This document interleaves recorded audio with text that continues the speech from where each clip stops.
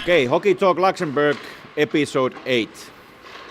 So far we have had many kind of guests here. We have been talking many kind of aspects in hockey, fans, players, coaches, staff, moms, whatever. Now we have maybe the most lovable members in the hockey, referees. Welcome, Henric Anselm. Thank you very much. I'm glad to be here. Yes. That's why we are sitting in a penalty box here. You don't need to spend so much time in here. I have done it a couple of times. I have been here a couple of times. Maybe you could tell first, how did you become a ref?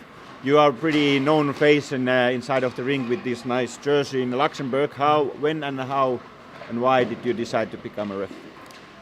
For me, it started actually a long time ago in Sweden. I was refereeing as a junior long time ago in Sweden. And we are talking about, I started to play hockey 1968 in Sweden. And then as a junior, we were helping, of course, refereeing the even more junior teams, etc. So it started there already. Then I was a player in Sweden, and I made different career changes, and sooner or later, I ended up in Luxembourg, and I came here some 13 years ago to Huskies. Started as a coach there, and was following coaching from U13 up to U18. And then in parallel I was thinking, I love hockey, I would like to keep in touch, I would like to other side. I have been player, coach, and I would like to see the other side and have a better understanding, and of course also helping the clubs here, and because the referee is always needed. Yeah, that's true. Yeah. In which role you have had most of the games? As a player, as a coach, or as a referee? As a player, so far as a player. And when I played in Sweden, I didn't think this was any decent level. Of course, we are talking about old school hockey. We played outdoor. We had minus 30 degrees. We had sometimes our fingers were frozen like this. And we were sometimes interrupting the game for shoveling away the snow and the water and so on. So then we played a lot of matches in that region of Sweden, and many years after I realized that the level was pretty high actually, because some of the players in the league, they became NHL pros. Okay. Good. And they played in Philadelphia Flyers, and I realized, is he in Philadelphia Flyers? I played against him. I was a captain in my team and he was captain in his team. We were shaking hands. We were discussing a lot. Is he NHL pro? Okay. So that was something interesting for me to realize. And as a referee, you are on the other side because it's completely different as a player and as a referee. And that was very interesting for me, and to keep in touch with hockey and new rules, and move myself a little bit also. How many games per season you normally have in here? As a referee, it's about 30 games a year, and this means I calculated some time ago, and I think I've done some 300 matches or something like that. Oh, okay, so that's quite a lot. And then as a ref, you can have 2 games or even 3 games or 5 games in a day, maybe. Yeah, of course. And I've been refereeing tournaments in Denmark, for instance, and there we even had 4 and 5 and even 6 matches a day, so for a weekend. So it's nice. Yeah. I like it. Yeah. The referee's job is not the most gratitude in that way, that okay, we need it, without you the game wouldn't be there, but I guess you get more negative feedback than positive feedback. How does it, is it hard to get it, or how can you cope with it? No, I mean, if we do mistakes and if we referee will take bad calls and make a bad game, we should have criticism, etc. But it's much less criticism than I expected, because of course it's different knowledge in terms of knowing the rules and everything depending on the country. But no, it's mainly positive. People understand there could be some hard words on the ice, but afterwards, no problem at all. Okay. I don't see a problem. No. Okay. So what is the thing you like most as a ref? I like to ref a fast game with a lot of actions, where the people, all the people on the ice, all the players on the ice, are really have the winner instinct, and they would like to win the match. They do everything. It can be hard, but as long as it's fair, no problem at all. And then it's important for us referees to keep a certain level, so the players knows what kind of level we have, because the worst thing for the player is if we go up and down in the calls and the level, they cannot know what kind of calls will be taken and what kind of level is applied in this match. Yeah, so talking about the downside of being ref, you get a lot of feedback, negative feedback, as mentioned. What is the biggest downside in as a ref, or what has been the most? Have you had difficult games, and what is there some you remember still? Not so many difficulties, but one match I remember I took one player for a match penalty already after 30-40 seconds, and obviously the player was not focusing on playing ice hockey. Some very few matches, there were some fights started even before the handshake after the match. They started to fight, and there, of course, if the match is over, it's not over for the referees.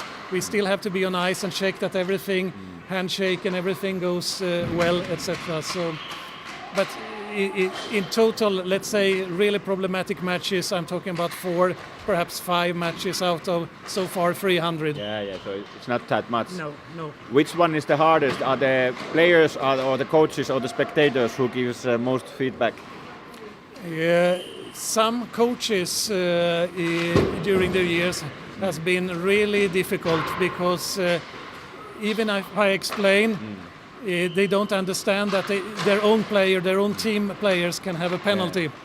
Even if I explain why and so on, there is no understanding for some, very few coaches. But normally, in the heat of the moment, there could be some strong words, but normally most of the coaches are very nice, and they love ice hockey. For parents, spectators, there of course we hear a lot of screaming during the matches, but 30 seconds later the parents has forgotten all this, and there is another situation and perhaps a goal for their team, and they've forgotten everything. And sometimes actually in the pause they ask me when I'm going to my locker room for a pause, they ask why, and then I try to explain the rules and educate in a smooth way. Yeah, I many times say that the referees do mistakes, but luckily normally less than players on ice. Do you feel like that as well? Yes, this is statistically there are pretty few mistakes, but of course some mistakes can be. The worst thing is if the mistakes are changing the result of the match, and so the match result is caused in the wrong way by bad calls from the referee. That's absolutely the worst, but so far not really. It has not happened, at least not for me. But mistakes we do, and then I think the referee should be honest and make, if it's a clear mistake, we do the face-off in the middle and we excuse, and then we continue. Yeah. Is it hard to keep calm during the game, or is it hard to be rational, because when there might be players are primitive, they have a lot of emotions, and the refs should stay calm? Is it hard to control yourself?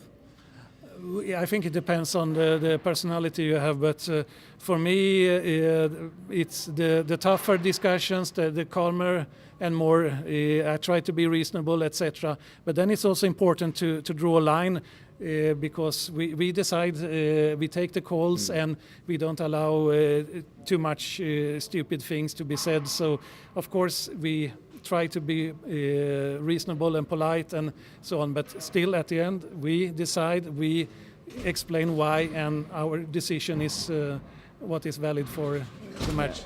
I would like to ask who is the most opponent person to ref in Luxembourg. Maybe I ask positive way. Who's the best and most gentleman and best for the ref as a character in Luxembourgish hockey? Can you name some as a captain or player or coach? Oh, I will not mention any names, but maybe you can give a hint to players and coaches how what do you think? What is the best way to approach a ref in a game? The best way is, of course, to respect the rules. The captain and one or two assistants are the ones, and also to be reasonable, and there could be strong words, not stupid words, but strong words and questioning the calls.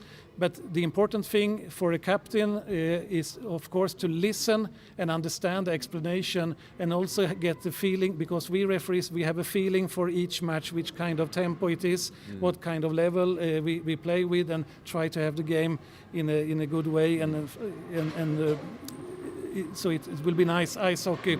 But if a captain can feel that, sense that, feel and see that, okay, here I can discuss and perhaps get a reason for that call, or perhaps tell the referee, because there's a lot of things we cannot see everything. Maybe we miss to see something, and then captain assistants can tell us, actually there was something happened there, you didn't see that, and they can explain this. It doesn't change anything, but it gives a good understanding and good relation between the captains and the referees. So captains and assistants who has a vision, hockey vision, and understand hockey, that's very nice to have, even if the words can be hard. Does it the way you ref, does it vary between the games? Like, could you say that sometimes you give the penalties more loose, depending on, you call the penalties more loose depending on the game? You say that sometimes you need to keep the same level in a game, so does it vary between the games if the game is more aggressive or not? Of course, the classic is, of course, if we see that a game, let's say in the third period, and it can be that one team has a lot of scores ahead, and the other team has more or less given up, and they start to compensate with their stick and doing stupid things instead. Then it's very important to immediately stop this and take out the players. Otherwise, if we give the little finger, then they can eat the whole arm, and this means it can go fast down. So this is very important for the referees to feel, and we talk to each other, we communicate a lot to referees, and in the pause we could say that, okay, we have to be very strict, and we have to not be picky, but if we see a call, we take the call, and if there is a fault, immediately. But this is nothing we decide in advance, or we discuss during the game, and maybe we are aware about that we missed difficult things to see slashings, because it's so tight between the players are everywhere and the sticks are everywhere, and we can say, okay, we have to focus more on slashing, more on stupid thing, more on holdings and so on.